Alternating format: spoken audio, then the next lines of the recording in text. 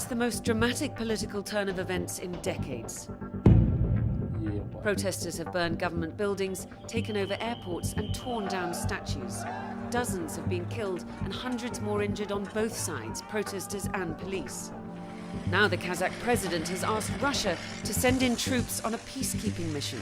What started as an economic protest has quickly developed into something much bigger. So what are people protesting about in Kazakhstan? What's Russia got to do with it? And what could happen next? Kazakhstan was part of the Soviet Union, with other republics including Russia and Ukraine, until its collapse in 1991, when it became an independent state. That's when this man, Nursultan Nazarbayev, took charge. He ruled the country for nearly 30 years, before handing the presidency to his chosen successor, Kassym-Jomart Tokayev, in 2019. Tokayev has been in charge ever since, but many believe that it's still Nazarbayev and his powerful family who pull the strings behind the scenes. But that all looks like it's changing.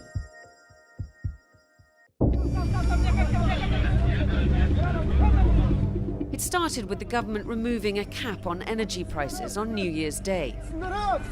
That led to a doubling in the price of liquefied natural gas, a cheap alternative to petrol, which a lot of people in the poorer regions use to run their cars. Protests aren't that frequent in Kazakhstan, but people took to the streets over this price hike and over other wider socio-economic problems. And the unrest spread like lightning, with violent protests breaking out across the country, especially in the commercial capital of Almaty. Government buildings were set on fire, protesters seized the airport, and on the streets, police fired live rounds, tear gas and stun grenades into the crowds, with casualties on both sides. The police have even joined in with some protests, as anger has been directed towards the government. Cries of Shalket, or Old Man Go, have been heard at the protests, aimed at Nazarbayev. This bronze statue of him was even torn down. This is undermining the whole government, and more importantly, it's an attack on our citizens who are asking me, as head of state, to urgently help them. Tokayev has responded by sacking his government and removing Nazarbayev from his role as head of the powerful Security Council. He's also reinstated the energy cap, as well as promising a cap on food and electricity prices. But it's not clear if this will satisfy the protesters. Unrest has been simmering across Kazakhstan for decades, and it's difficult to see how the government will stop it. And the president's next move has been to call for help from neighbouring countries, calling what's happening a terrorist threat.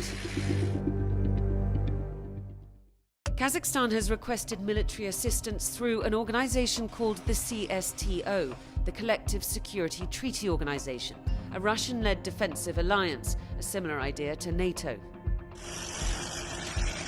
The Belarusian president, Alexander Lukashenko, has discussed the situation with his Kazakh and Russian counterparts in a phone call, and the White House has urged restraint. But this kind of unrest is the stuff of nightmares for Vladimir Putin. He doesn't want to see protesters gain the upper hand in authoritarian states like his own, and he'll do his utmost to make sure that they don't.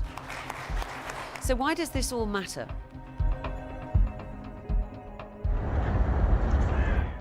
These latest demonstrations are important because until now the country has been considered pretty stable, if still an authoritarian regime.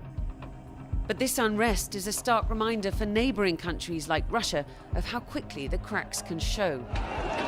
Former Soviet countries like Kazakhstan are still relatively closely aligned with Russia. This latest unrest follows similar anti-government protests in Belarus in 2020, and before that Ukraine in 2013. And if there's anything that Vladimir Putin hates, it's the idea of a colour revolution, where the people force concessions from their government.